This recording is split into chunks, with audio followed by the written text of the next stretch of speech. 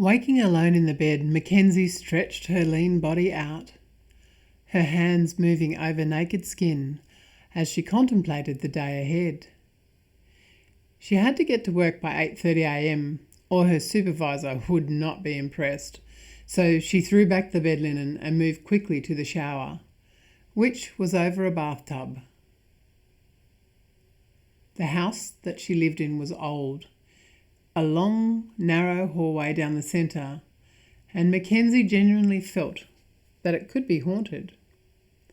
She loved the shower, even allowing for the fact that it was in a bathtub. This made shaving her long legs easier, as she had somewhere to rest her foot as she soaped her legs and let the razor trace its way through the suds. And within 15 minutes she was vigorously toweling her body dry as she contemplated the juggle today. She had around an hour in between travel to and from work before her shift started at Trump's tonight, and Mackenzie was hoping it would be a busy night. Slow nights led to boredom, and her regulars would be nowhere in sight on a weekday evening. Working for a corporate meant that Mackenzie had a uniform, so there was no real need to contemplate what to wear to work most days. Thankfully, the colours of the uniform suited her skin tone, and she loved the look of high heels with her uniform, even allowing for the fact that she had an almost 6-foot frame. Her hair had grown longer since finishing high school, and the richness of the brunette colouring complemented her hazel eyes. Mostly green, with a splash of brown. It was her choice of lingerie that often saw Mackenzie wasting time in the mornings.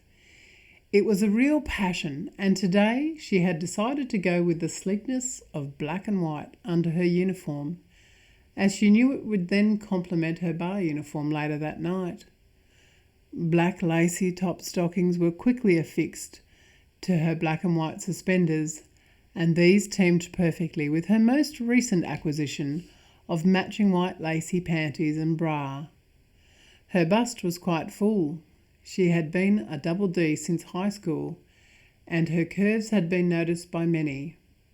However, Mackenzie had never entertained the thought of losing her virginity to the first high school jock that looked her way.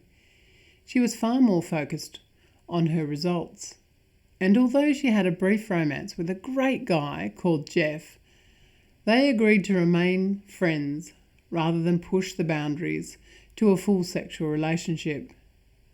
Mackenzie had pointed out to Jeff the fact that if they crossed the line and broke up, they still would have to go to the same school together, and he got that, even allowing for those steamy, passion-filled sessions in the front seat of his car. Mackenzie chuckled at those memories. They seemed so long ago, yet school had in reality only finished a few months ago. Mackenzie allowed herself to think about Brett for a moment, her first true love. She would never forget the day they met. She had been on her way home from the local shops in the small country town she was raised in when she first glimpsed the cheeky smile that he carried so effortlessly through life. She herself was wearing cheeky white shorts and a pink and white singlet top on what had been a particularly warm summer's afternoon. Mackenzie loved the heat, ironic considering where she was now living. Much cooler temperatures here, and carrying a jacket was generally a good idea. Her friend Ray had been standing to the side of the road chatting to him, and Mackenzie's heart had stepped up the beat, her breathing shallow as she approached them, all the while certain that he must have been Ray's boyfriend. She held it together, and as Ray introduced them, she extended her hand to shake his, and it was in that moment that life as she knew it would change forever.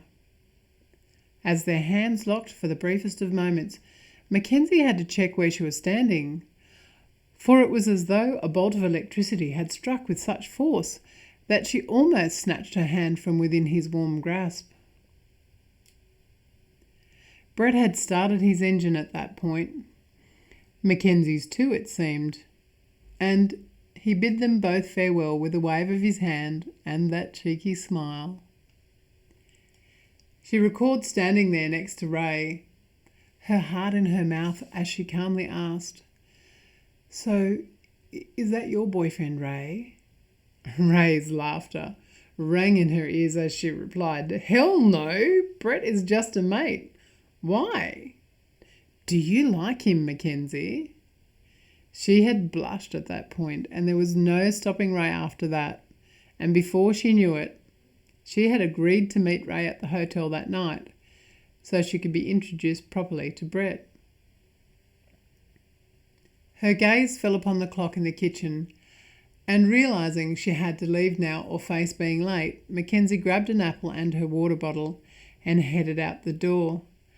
Thankfully, her work was literally within 2 blocks of the home she shared with Greg, and as she hurried along, her thoughts dragged her back to that night, and suddenly she was walking through the hotel door, eyes searching for Ray, her nerves bidding her to run straight back out and home to her folks. Thankfully, Ray had seen her coming and grabbed her hand excitedly, saying, "I'm so glad you came. I thought you would chicken out on me for sure." Ray would never know how close Mackenzie had been to doing just that. Instead, they grabbed a seat and Ray scurried inside to find Brett. Mackenzie had not yet turned 18 and was not allowed into the main bar area. Nor was Ray, for that matter. However, she was never one to obey the rules in this town.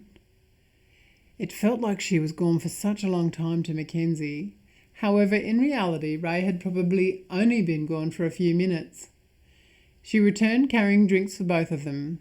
Coke was the favourite of the day, and just as Mackenzie took her drink, he appeared, freshly showered and shaved, looking devastatingly handsome in a good shirt and pants. She loved the fact that he had dressed up, even allowing for the fact that they were in such a small town where the dress rules were reasonably casual. The night ahead was filled with much laughter amongst the three of them, and even though his friends came out to try and persuade Brett to return to the bar and drink with them, he never left Mackenzie's side. Their fate had been sealed that night, it seemed, bound to each other in their shameless and timeless passion for each other. Mackenzie recalled the frantic kissing in the front seat of his ute later that night, hands quickly dispatching the buttons on her blouse, matched equally by her own hands, nimble and eager to explore him just as intimately. She knew it was late. Her mother and father, whilst not intrusive, would be waiting for her, and so with one last passion-filled kiss, she reached for the door handle, exiting the vehicle with a promise that he would see her tomorrow. Mackenzie was brought back to the present as she reached the door of her work.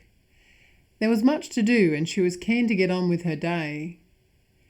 The office was always busy, but the customers made life interesting. There were so many different characters that rolled in and out during the day, and whilst their business was a serious one, there was always time for fun. Mackenzie always enjoyed the light-hearted nature of her friend Craig. His sense of humour matched her own, and they often traded mischievous comments, at the appropriate times, of course. Mackenzie had spent most of the day juggling a number of mundane tasks, and in between she served customers with her friend and colleague Kelly, taking turns to get up and serve. She saw the redhead approach the counter and went up to serve her, realising all too late that the redhead was in fact Greg's ex-wife. She had some trivial question to be answered, and Mackenzie knew without a doubt that she had come in to see what she looked like. She was older than Mackenzie by a few years. This mattered not because Mackenzie was not interested in playing her game, attending to her query with the utmost professionalism before excusing herself to attend to the next customer waiting. Before she knew it, the clock had rolled around to 4 p.m, and it was time to close the doors and pack up. There had always been an element of competition amongst the juniors in the office, to pack everything up as quickly as possible into the strong room so that they could try and get an early mark. And thankfully, today was another one of those days. Mackenzie started the walk home, and her mind jumped to the afternoon interaction with Greg's ex-wife before moving back to the more intimate memories of Brett that had invaded her mind earlier that morning. She couldn't help but recall the following morning, the desperate need to see him, to make sure that the feelings she was having were reciprocated. Mackenzie couldn't recall why she felt so insecure that morning. However, the urge to see Brett was almost intrinsic to her soul.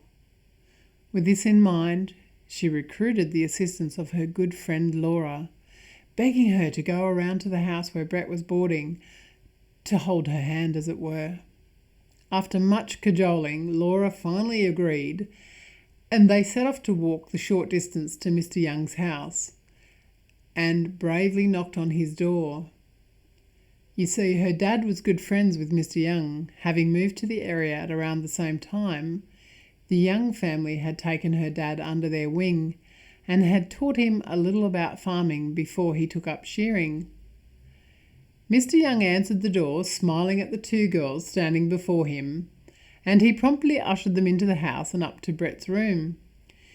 It had seemed too easy for Mackenzie. She was worried about Mr. Young telling her dad that they were there, but she need not have worried. Brett was still in bed, and their entry had alerted him to their presence. Mackenzie knew by the smile on his face that she had been worried for no good reason. He was still clearly smitten with her, and she was glowing. Laura, upon realising that she was the third wheel, made her excuses and left them alone. Mackenzie sat on the edge of the bed holding his hand before making the decision to boldly lie on top of him. His blankets, of course, were in between, and with much haste Brett divested her of clothing and invited her in under the covers with him. She was a little awkward about that because she wasn't quite ready to have sex with Brett, and especially given they had only met the night before. He was somewhat more experienced than Mackenzie, having had at least one other serious girlfriend, and whilst he respected her hushed tones of warning that she was not ready to cross the ultimate line with him, he instead kissed her thoroughly before moving his mouth slowly to her breasts, his mouth devouring each of her nipples, one after the other, and still he went lower. Mackenzie was not entirely without a sexual education, and whilst she was mentally aware of what was happening, she was not so ready for the pleasure emanating from her nether regions. Gasping loudly as Brett's tongue found her sweetness, and the orgasm that followed was swift and incredibly arousing. She had never performed oral sex. However, she much preferred this to the alternate risk of sex and the possibility of falling pregnant, and as it turned out, Brett didn't take too long to reach orgasm either. Stay tuned, dear listeners. Much love, Audrey.